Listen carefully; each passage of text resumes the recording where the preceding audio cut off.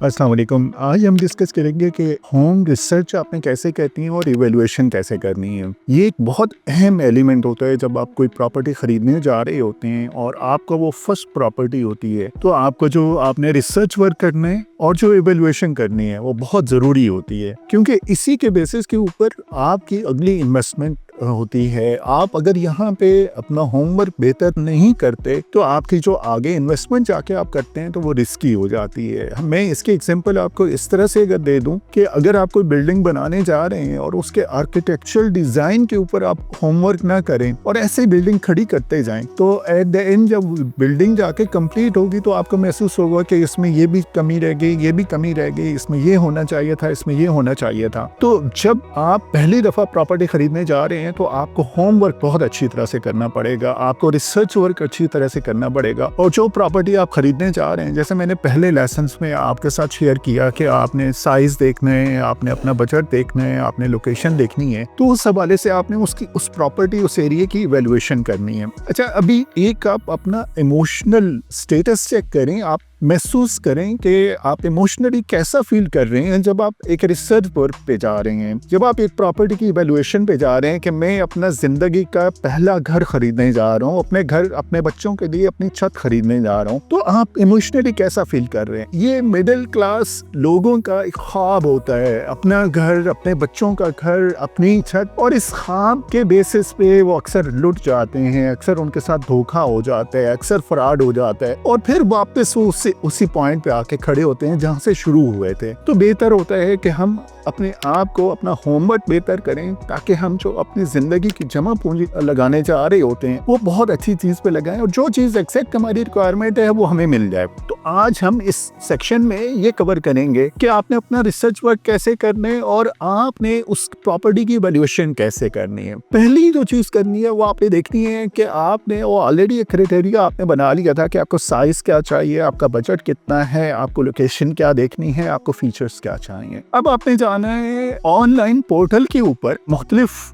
Property से related portal के ऊपर, जिस तरह से पाकिस्तान में ज़मीन.com है, OLX है, घराना के कुछ लिस्टिंग पोर्टल हैं, इसी तरह से कुछ और पोर्टल हैं जो जब आप गूगल करेंगे तो आपको मिल जाएंगे। वहां पे जाके उस लोकेशन को फिल्टर कीजिए जिस लोकेशन में आप इंटरेस्टेड हैं घर में, कि मैंने अपना घर इस लोकेशन पे खरीदना है, अपनी प्रॉपर्टी इस लोकेशन पे खरीदनी है। तो वहां से जाके आप रिसर्च वर्क अपना शुरू कीजिए और जब आप रिसर्च वर्क अपना कर रहे होंगे तो अपने पास एक नोट पैड रखिए, वहां भी आप रिकॉर्ड करते जाइए। आपको कोई प्रॉपर्टी नजर आ रही है और आपको महसूस हो रहा है कि वो अच्छी प्रॉपर्टी है, अपने पास उसको नोट कर लीजिए। अभी आपने किसी रियल्टर को कांटेक्ट नहीं करना, किसी भी और बंदे को कांटेक्ट नहीं करना, ओनर को कांटेक्ट नहीं करना, सिर्फ आपने जो आपको प्रॉपर्टी पसंद आ रही है वो आपने अपने पास नोट डाउन करनी है। कौन सी पोर्टल पे थी, उसकी प्राइस क्या थी, साइज क्या था, कांटेक्ट नंबर, जिस बंदे को कांटेक्ट करने उसका नंबर क्या है और कौन से पोर्टल से आपने ये लिस्टिंग उठाई। क्योंकि बाज़ औक़ात होगा क्या कि आपने मुख्तलिफ पोर्टल से इंफॉर्मेशन ले रहे होंगे और जब आप वापस अपनी नोटबुक पे जाएंगे तो आपको भूल जाएगा कि ये प्रॉपर्टी आपने कौन सी पोर्टल से ली थी। तो बेहतर है आपने अपने पोर्टल का भी रेफरेंस देना है। अब आप अपने पास ये डाटा इकट्ठा कर रहे हैं और आप जो ऑनलाइन पोर्टल है वहां से डाटा उठा रहे हैं। अब आप उसको इवेल्युएट करें कि आपके जो क्राइटेरिया है, आपको साइज कौन सा चाहिए, आपको लोकेशन कौन सी होनी चाहिए, किस बजट में होना चाहिए, उसको शॉर्ट लिस्ट करते जाएं।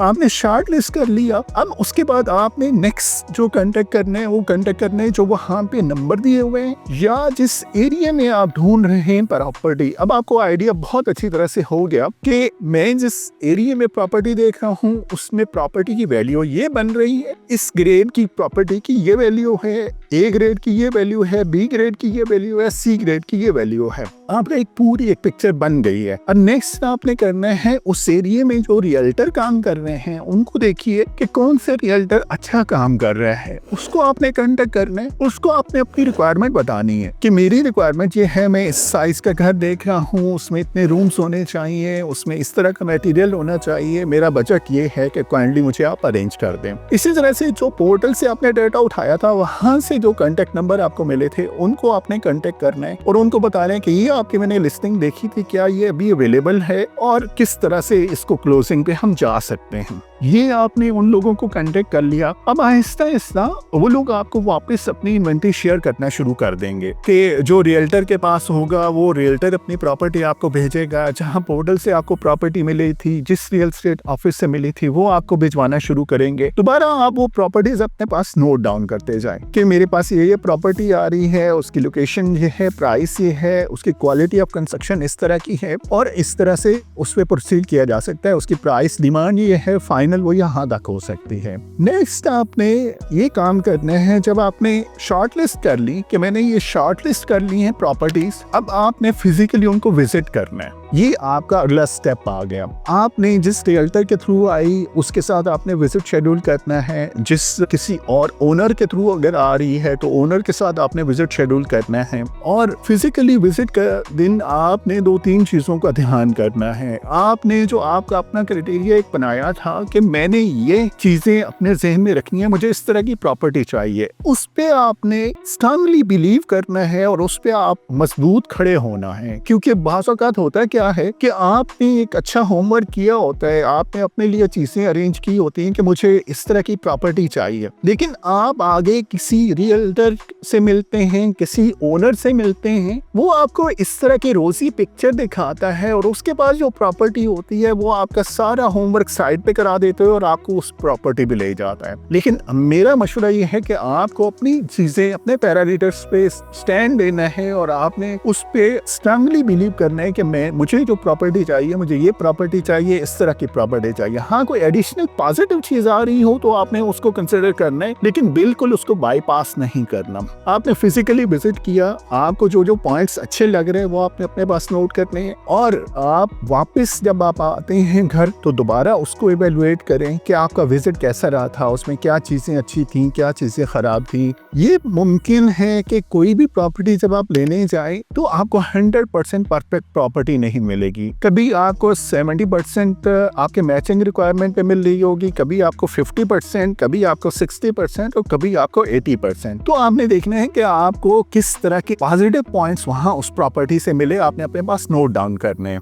नेक्स्ट आपने अब शॉर्ट लिस्ट कर ली है 2 से 3 प्रॉपर्टीज कि ये जो प्रॉपर्टीज हैं ये मेरे लिए बेहतर हैं, इन पे मुझे प्रोसीड करना है। अब 2 स्टेप उसमें रहते हैं। उसमें पहला स्टेप ये रहता है कि आपने उस ओनर को या रियल एस्टेट ऑफिस को बोलना है कि सर, मैं जो आपकी प्रॉपर्टी मैंने विजिट की है मैं उसमें इंटरेस्टेड हूँ, मेरा बजट मैच करता है, लेकिन मैं इसकी इंस्पेक्शन करवाना चाह रहा हूँ अच्छे होम इंस्पेक्शन कंपनी से, होम इंस्पेक्शन ऑफिस से, होम इंस्पेक्शन एक्सपर्ट से। वो इंस्पेक्शन करेगा, इंस्पेक्शन के बाद मुझे रिपोर्ट देगा, तो उस रिपोर्ट के बेसिस पे मैं आपको ऑफर दूंगा। ये आपने वो मैसेज कन्वे करना है। अगर वो ओनर एग्री करता है, वो रियल्टर एग्री करते हैं कि ठीक है हम आपको अलाउ करते हैं इंस्पेक्शन के लिए, तो आपने नेक्स्ट स्टेप में home inspection company online search करनी है। आपके एरिया में होम इंस्पेक्शन कौन करता है, कौन अच्छा एक्सपर्ट आदमी है, उसको आपने कांटेक्ट करना है, उसको प्रॉपर्टी की डिटेल बतानी है, उससे फी स्ट्रक्चर उसका लेना है। और अगर आप मैच कर जाते हैं, एग्री कर जाते हैं, तो आपने एक होम इंस्पेक्शन का शेड्यूल फाइनल करना है और वो होम इंस्पेक्शन उसकी डिटेल करवानी है। जब आपको इंस्पेक्शन की रिपोर्ट आ जाए तो आपको वो पूरी प्रॉपर्टी स्कैन हो जाती है, उसके एक्सटीरियर स्कैन हो जाता है, इंटीरियर स्कैन हो जाता है, उसका सेफ्टी सिक्योरिटी मेजर्स जो भी वहाँ पे सेफ्टी सिक्योरिटी से रिलेटेड फीचर्स होते हैं वो स्कैन हो जाते हैं, डोर्स विंडोज स्कैन हो जाते हैं, इलेक्ट्रिकल प्लम्बिंग स्कैन हो जाता है। तो आपको पूरी प्रॉपर्टी स्कैन होके मिल जाती है एक रिपोर्ट की सूरत में कि जो प्रॉपर्टी आप खरीदने जा रहे हैं उसकी ये सिचुएशन है। आपने देख लिया। अभी जहाँ आप पहले खड़े हुए थे और इंस्पेक्शन के बाद आपको बहुत बेहतर आइडिया हो गया कि जो प्रॉपर्टी मैं खरीदने जा रहा हूँ क्या एग्जैक्टली ये वही प्रॉपर्टी है और मुझे इस पे प्रोसीड करना चाहिए, मुझे क्या ऑफर देनी चाहिए। अब ऑफर देने से पहले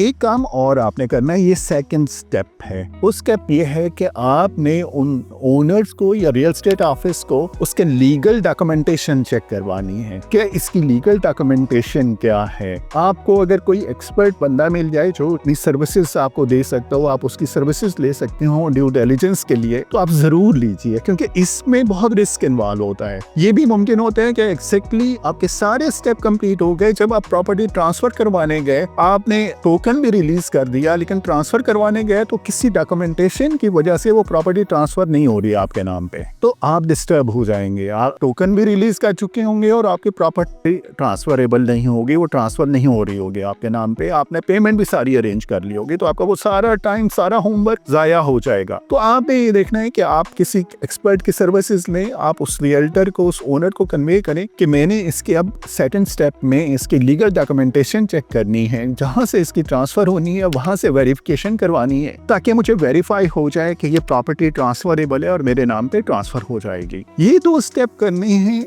और उसके बाद आपको अगर तसल्ली हो गई कि मैं इस पे प्रोसीड कर सकता हूँ, ये इसके डॉक्यूमेंटेशन क्लियर है, 100% जेन्युइन है, तो तब आपने उसकी ऑफर देनी है। और ऑफर आपने कन्वे करनी है, आपने रियल्टर से पूछना है कि ऑफर देने का प्रोसेस क्या है, पेमेंट का मोड क्या होगा, पेमेंट पीरियड कितना होगा, इसकी क्लोजिंग कास्ट क्या होगी। तो वो हम अगले टॉपिक में आके डिस्कस करेंगे कि उसको क्लोजिंग आपको किस तरह से करनी है। तो ये था आज का टॉपिक कि आपने एक प्रॉपर्टी के लिए होमवर्क कैसे करना है, उसकी रिसर्च कैसे करनी है, और उसके बाद उसकी इवैल्यूएशन कैसे करनी है, उसकी होम इंस्पेक्शन कैसे करनी है, उसका ड्यू डिलिजेंस कैसे करनी है, उसकी डॉक्यूमेंटेशन कैसे चेक करनी है। तो ये सारा प्रोसेस आप करेंगे, ऑल्दो इस पे आपका टाइम लगेगा, इस पे आपकी इन्वेस्टमेंट लगेगी, जो भी वहां पे आपके एक्सपेंसेस हो रहे होंगे, आपने उन एक्सपेंसेस से घबराना नहीं है। वो आपके एक्सपेंसेस नहीं है, वो आपकी इन्वेस्टमेंट है, और ये एक माइनर सी इन्वेस्टमेंट आपको बहुत बड़े किसी परेशानी से बचा सकती है। तो आपने ये सारे स्टेप इवैल्यूएशन से रिलेटेड आपने प्लानिंग करनी है, प्लानिंग के बाद रिसर्च करनी है, फिर आपने इंस्पेक्शन करनी है। ये प्रॉपरली पूरा फ्रेमवर्क है, इसको फॉलो करके आपने अपनी प्रॉपर्टी को प्रोसीड करना है। जब आप इवैल्यूएशन कर रहे होंगे तो 2 पॉइंट और आपने अपने माइंड में रखने हैं। एक पॉइंट ये है कि आप जहाँ पे प्रॉपर्टी खरीदने जा रहे हैं वहाँ पे स्कूल कितना करीब है, वहाँ पे पार्क कितना करीब है, मस्जिद कितनी करीब है, कमर्शियल कितना करीब है, और ये जो सारी फैसिलिटीज हैं, पब्लिक फैसिलिटीज हैं, इनका इम्पैक्ट आपकी प्रॉपर्टी के ऊपर कितना आएगा। क्योंकि अगर इनकी फैसिलिटीज का इम्पैक्ट आपकी प्रॉपर्टी पे बहुत बेहतर आएगा, और कल आप अगर फ्यूचर में ये सेल करने जाएंगे तो आपकी प्रॉपर्टी आसानी से सेल हो जाएगी, इसकी अप्रिसिएशन अच्छी होगी, इस पे रेंटल इनकम अच्छी आएगी। तो ये 2 फैक्टर आपने जरूर माइंड में रखने हैं कि एक वहां पे जो पब्लिक फैसिलिटीज हैं वो कितनी करीब है, दूसरा अगर फ्यूचर में अगर सेल करने जाएंगे तो ये किस प्राइस पे कितनी आसानी से सेल हो जाएगी। तो ये था आज का टॉपिक। मैंने कोशिश की है कि इसको मैं डिटेल में आपके साथ कवर करूं ताकि आपको ये सारे स्टेप कवर हो जाए। मेरा मशवरा ये है कि ये जब आप वीडियो मेरी सुने और कंप्लीट हो जाए तो इस पे आप अपनी रिफ्लेक्शन लिखें, अपने पास नोट डाउन करें कि आपने क्या चीजें इससे सीखी, और मुझे खुशी होगी कि अगर आप मुझे उसका फीडबैक देंगे, मुझे ईमेल कर दें, मैसेज कर दें कि ये जो स्टेप आपने डिस्कस किए थे इन पे हमने काम किया और हमें इस तरह के रिजल्ट्स आए। Thank you so much.